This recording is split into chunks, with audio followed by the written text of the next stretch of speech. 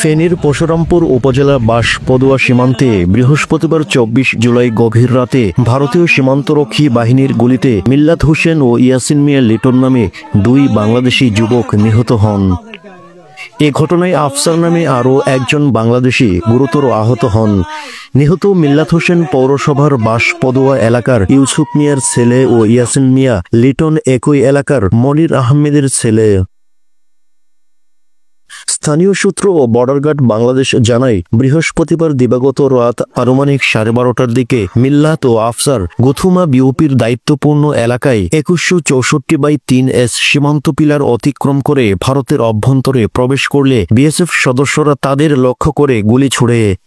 গুরুতর গুলিবিদ্ধ অবস্থায় স্থানীয়রা তাদেরকে উদ্ধার করে প্রথমে পরশুরাম উপজেলা স্বাস্থ্য কমপ্লেক্সে ভর্তি করে।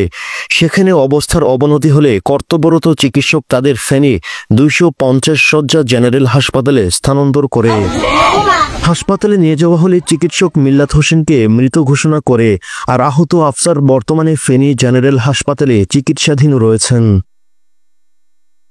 ফেনী ব্যাটালিয়নের অধিনায়ক লেফটেন্যান্ট কর্নেল মোহাম্মদ মোশাররফ হোসেন ঘটনার সত্যতা নিশ্চিত করে জানান, বাঁশপদুয়া সীমান্ত এলাকাটি চোরাকারবার প্রবণ।